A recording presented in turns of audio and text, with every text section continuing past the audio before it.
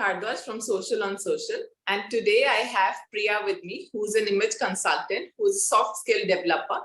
But there are a lot of confusion around it. There's a lot of misconception that float on the internet as well. We've all been there. When I tried finding the right kind of questions to ask her, I was thrown image consultant / stylist, which I understand there's a huge difference. But what can I explain better than the coach itself? Hi, Priya. So why don't you take it forward from here? Hi, thank you so much for having me. I'm really excited to talk to you today. Also, the confusion that you have is very prevalent.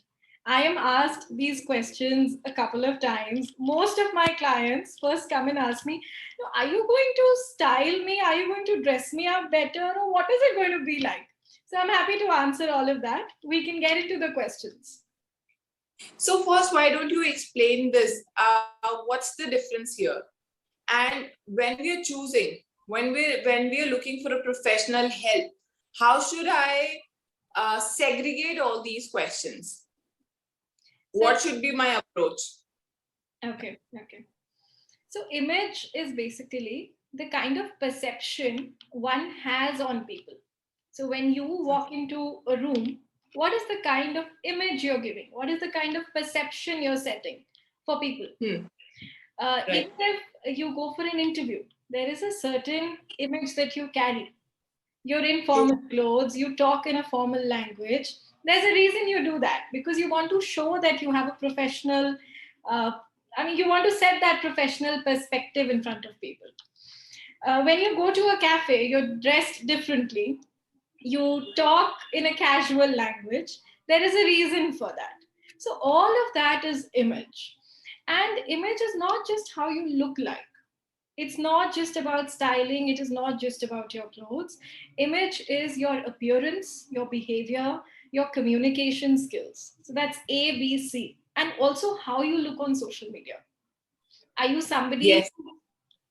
Are you somebody who comes across as a very fun loving person, or do you have an account which is dedicated to the kind of work you do? There are a lot of social workers who have accounts on social media, and they only put up stuff about their projects. They don't put out their personal life. There is a reason why they make that distinction. So A, B, C, D. A is appearance, B is behavior, C is communication, and D is your social media. How is your digital presence? D is for digital. So all of that together makes up the kind of person you are perceived to be. And when I work on a client's image, I work on both inner and outer image. There's a very clear connection between how you are from the inside and how you appear to be on the outside. So that is the space that I work in. And even soft skills is a part of image because it impacts your behavior. How you behave with people is basically your soft skills. So that is how this is connected. Right. Thank you for explaining that. That clears a lot of doubts. So you said you have an approach. I want to understand what's your leadership and coaching philosophy. How do you take, I mean, every client is different. Every individual has a different personality. I may be different from your ABC clients. So what is that you try and follow? Do you have rules for everybody, for every individual? I mean, how does that work for you? So I truly believe that every person has an innate leader in them. And that leader is distinct from any other person on the planet. So the way I lead is different from how someone else would lead. There can never be a basic rule for leadership. There are no tick boxes for leadership. That's not how we work. The basic philosophy is that, for example, if I'm meeting you and I'm trying to understand what are your thoughts, what is your perspective towards life, your views on things, that is where I will develop the kind of leader you are. My understanding of your leadership style as a client is the first basis for me to work with you. That is why in all our sessions, all the work that I do with my clients, it never starts in the first session. The first session is called the discovery session, wherein I discover who they are and they discover what I can do for them. It is never about कि ये करना है और ये नहीं करना है. Because there is no right and wrong. There is no black and white in life. There's always a lot of gray area in everyone's life. And the basic philosophy here is that you pick up stuff from that gray area and polish the leadership skills that people already have. My basic motto is that I help people to be the best of who they already are. I'm not here to change anyone or to guide them, even. I'm not somebody who guides my clients. I always ask them the right questions, and the guidance comes from them. Right. I kind of believe in the same philosophy that you can't really change, you can guide them, and guidance is also in their behavior. You're very right about that. I can't do that, but I sense I can connect with you on that. But it's a complicated line to be, I mean, working with people, trying to shape up leaders is not easy, I understand. Why did you choose this line? Why did you decide to become a coach? That's a question that makes me very nostalgic. And this is something that I'm asked in all my interviews. So I'll give you a little background of what I've done as a professional. So I did masters in social work, and I wanted to be in the social development field. I worked at UNDP in their learning and development division. And then I went on to do a coaching course from the International Coaching Federation, University of Melbourne. After my course, I realized that even as part of my degree in social work, this is exactly what I was doing. It was always about working with people, talking to people, basically talking people out of their situations. Because even as a counselor with the UN, that's what I used to do. So then I decided that I should take this up full time. And I did all my qualifications. I'm a certified soft skills trainer from the Scottish Qualifications Authority. And the government of India also recognizes the courses that I have done. I've also worked extensively with the Delhi government on various projects. So, nice. Yeah, thank you. But why I'm telling you all of this is because it was always rooted in me. Even when I was not a coach, when I was not certified, I used to do a lot of these projects pro bono, and then I decided that maybe get a certification and do it as a professional. And this is something that I enjoy doing. This is what I breathe. This is me. That's very nice. So it kind of seems that you've always had a sense of clarity. That is why your subconscious mind also picked up that course that you did, and that also led you to where you are right now. That's beautiful. Absolutely. Not a lot of people have that kind of clarity. I mean, I went on to do journalism. I read journalism. I studied journalism and worked with a couple of channels. And then from there, I don't know. But that's great that you have that clarity, and it drives the passion. I mean, it's the passion also that takes you places. Okay, so tell me, what has been the most successful moment for you as a coach so far? What's been the best? So I was, you know what? As a coach, every client is like a quiz that you solve. It's like a puzzle. Okay. Right. Every time there's a new client, I feel so excited because it's like a new book, a new movie, something that I'm not yet aware of. So success for me is seeing a client's progress, because when they come to me, they come with a lot of confusion, lot of issues. Their style of communicating, their focus in life is very different. And when they actually leave, when the course is over, I see this sense of progress in them. So that feeling of seeing growth in people is something that really makes me feel successful. That's actually my point of motivation. So every day, if there is a client meeting that I have, it is such a thrill for me because I get to know so much about people. Like, honestly, I go back home with so many stories and so many incidences, and all of that is within me. Like, I have so many worlds within me because I've heard all of that from all my clients. So that That's way, true. That's an interesting way of putting that. That's beautiful. I You sound extremely also learn a lot from my clients. enthusiastic about your work. Sorry, go ahead. I'm saying I also get to learn a lot from my clients because, see, I have also not faced a lot of situations in my life. But Hmm. when I see my clients going through those situations, talking to me about those situations, and then actually standing up by themselves, getting out of those situations, repairing damages in their lives, that is what is success for me. That's nice. That's beautifully explained because I was wondering. I mean, I can get a promotion, but you're an entrepreneur. So, what would be your success? How will you define your success? And you've put it rightly. When you see, it's like you seeing. I mean, I don't know whether it makes sense or not. It's like seeing your baby walk the right way. Absolutely. Absolutely. On point. Thank you for agreeing. I was a bit scared. Okay, so now tell me, what are the effects of physical appearance on the cells? Because it's now today, not just today, it has been about physical appearances. So, what are the effects does that have on our mind?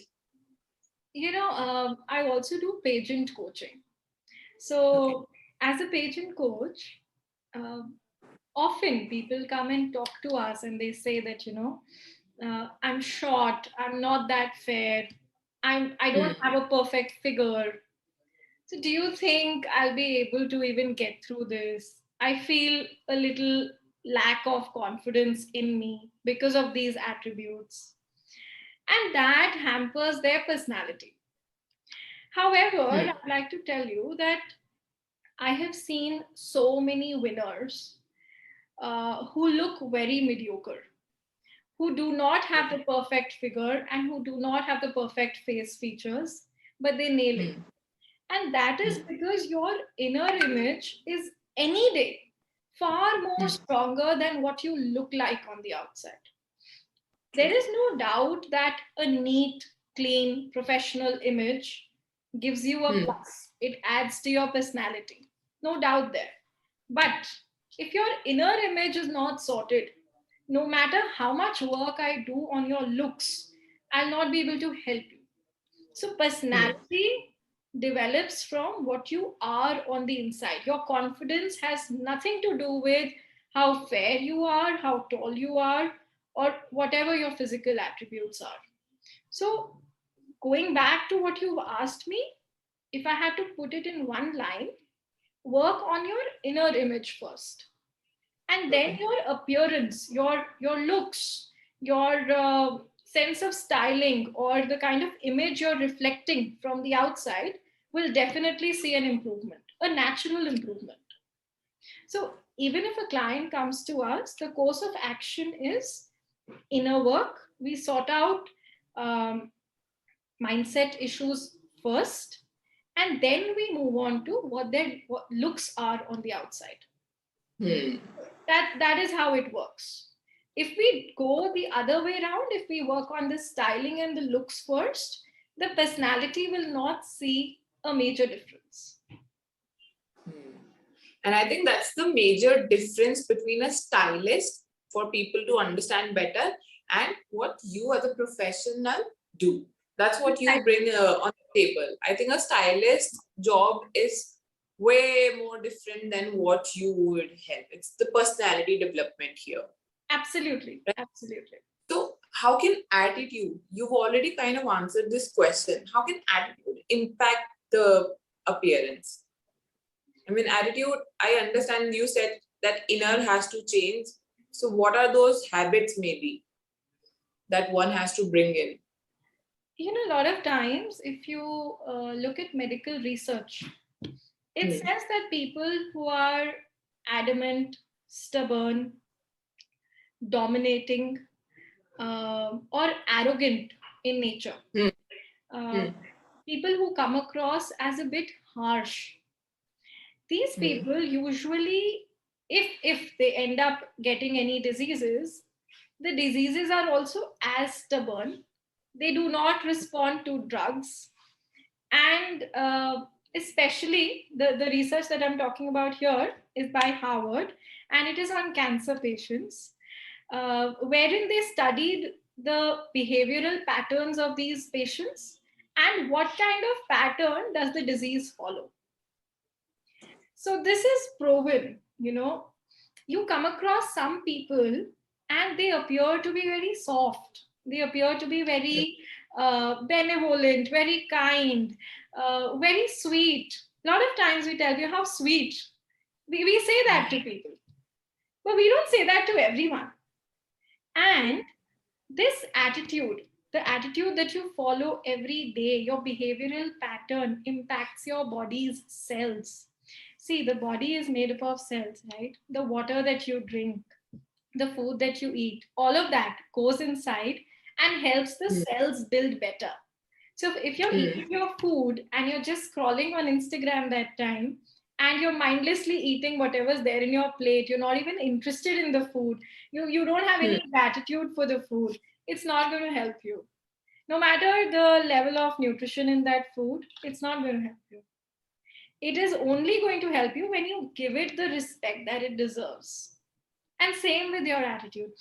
Sometimes you would have seen, if a lady who's cooking food in the kitchen, for example, your house help, if she is in an angry mood and she's cooking food, you will not feel very satisfied after eating that food. When your mother Right. cooks, the level of satisfaction goes up. And when your house help Right. is cooking with not enough concentration, not enough focus in the kitchen, her mind is wandering here and there, the level of satisfaction that you get from that food is far low.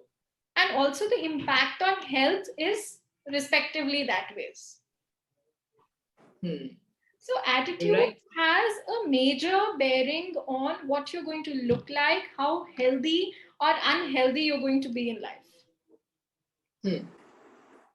So when you mention that your attitude becomes your attitude of almost everything, that's including your diseases, I got goosebumps. That's just another level. You're right. I've seen that because there are so many people you also meet, and there are people who are nice. They can kind of get through everything nicely. Not saying that they don't get in trouble, but yes, there's certain softness to them, to their problems also.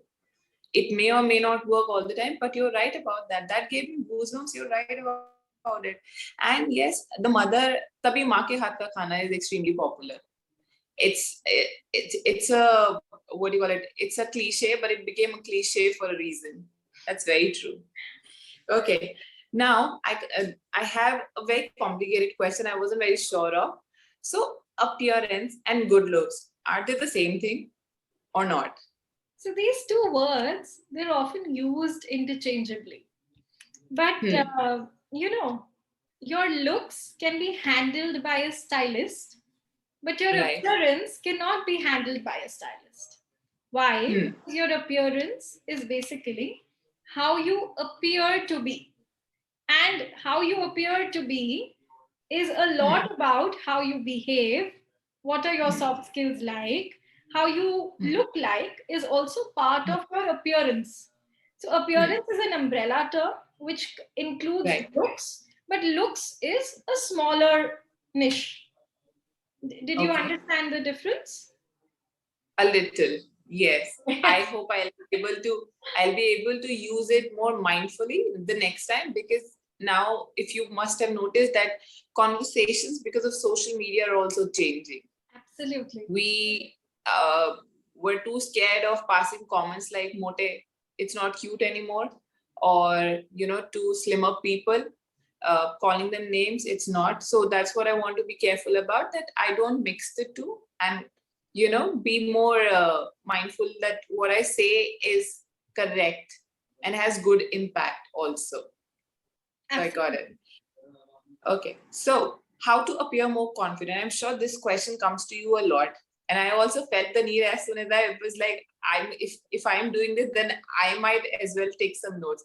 How to appear more confident, because confidence is something that you cannot be confident all through the day. It just does not work like that.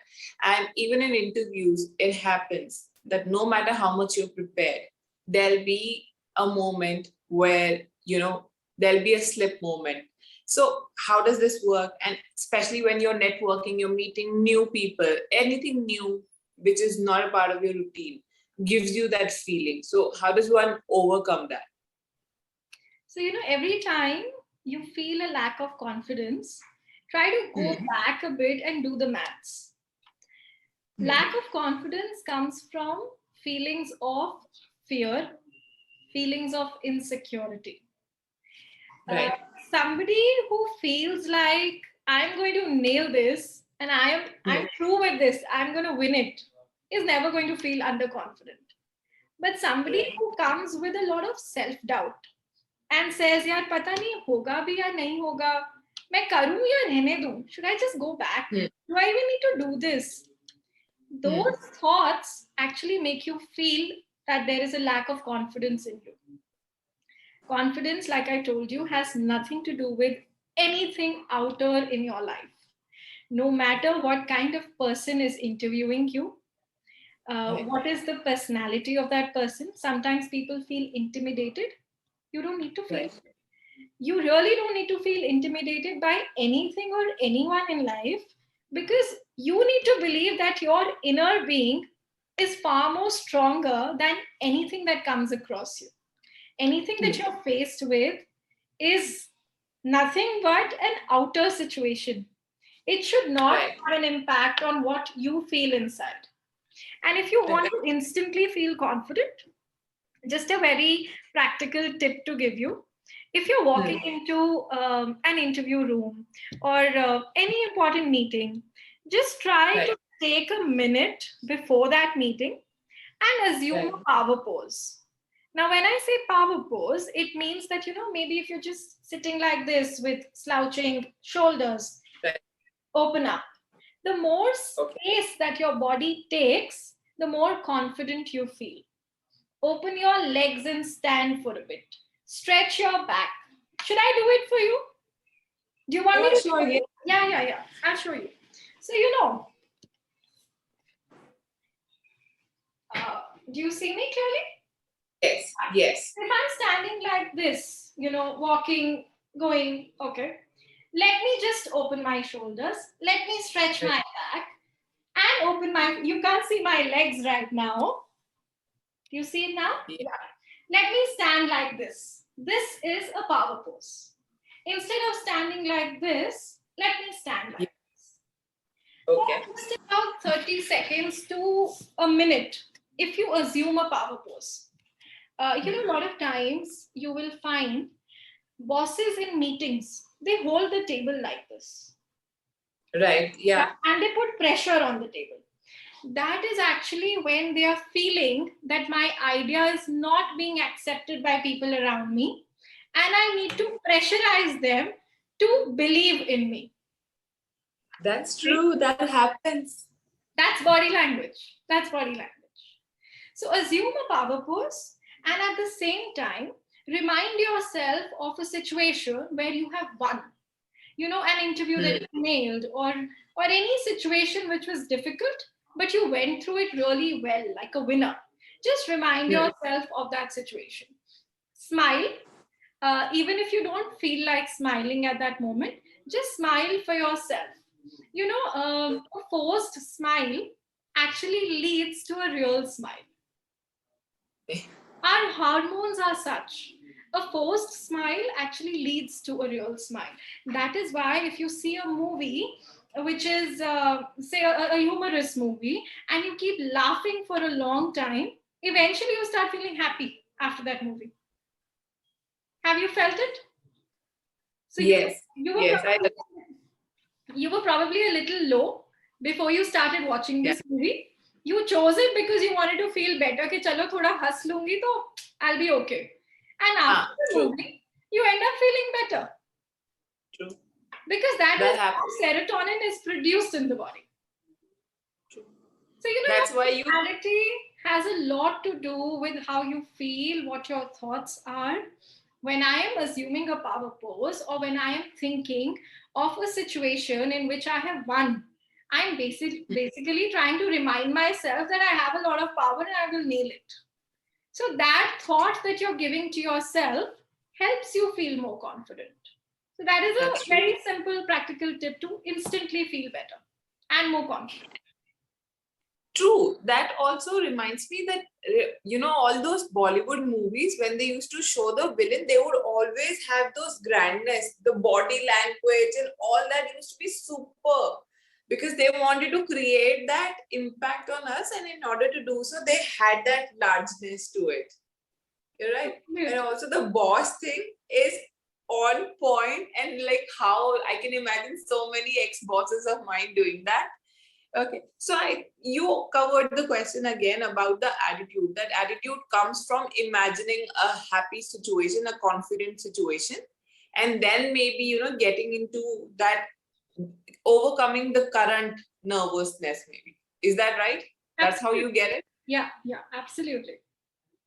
Okay, so now, what is the right time for me to hire an image consultant from an organization perspective and from individual perspective? How do I do that? How do I know that it's time for me? What are those signals? You know, some life situations, like being stuck in a job for too long, wanting to change it but not able to get through interviews. Right. People who are looking at getting married, but for some reason don't click for a very long time. You know, you must have come across a few people who say that, you know, I'm looking for a partner but it's not working out. Maybe sometimes it's them who refuses and sometimes it's me. Right. Also, at times in the normal course of life, a lot of us feel that there is a lack of clarity. There is a lack of newness or motivation to do what I'm doing. These are some situations wherein you need external help. Instead of sitting back and suffering through those situations, it is always better to hire somebody who can come in and help you out, guide you a bit, and get you out of that situation in a shorter span of time. Because nothing is more valuable than your time. The amount of time you waste in confusion, in difficult situations, in sad situations is never going to come back to you. You know, all the time we've lost is never going to come back to us. So, why not plan better? So, these are some examples of situations wherein people hire image consultants.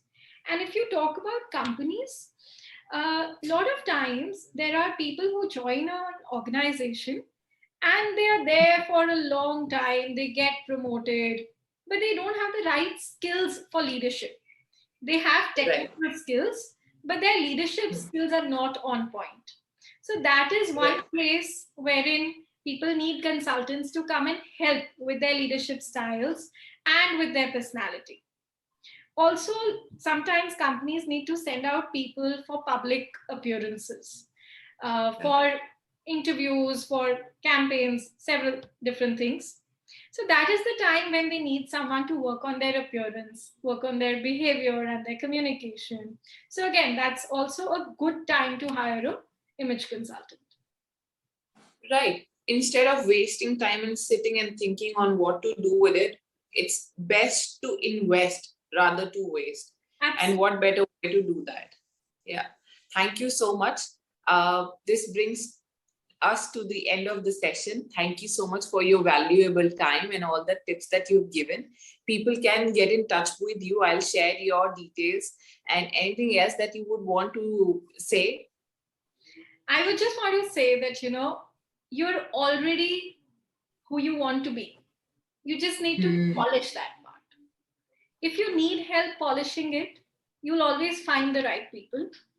And the first thing that you must try is to polish it yourself. If you think you're not able to do it yourself, then get help. But the first step has to be to do it without a coach. You know, my happiest moment is when people don't need me anymore.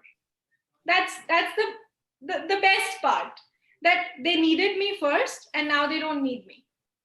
So Yeah. I would say try and bring out the best of yourself. And whatever it takes, whether it is hiring a consultant or going to a coach or reading some resources online, do all of that to be the best of who you are. Wearing the best, carrying the best phone, driving the best car is not going to make you the best of who you are. Polishing your skills, your inner self, making yourself stronger is what is going to help you. That's amazing tip, and your enthusiasm and your positivity is just too much, and it'll be a pleasure for anybody who comes to you, and people must get in touch with you. Thank you. Thank you so much, Priya. Thank you. All right. Thank you. Okay.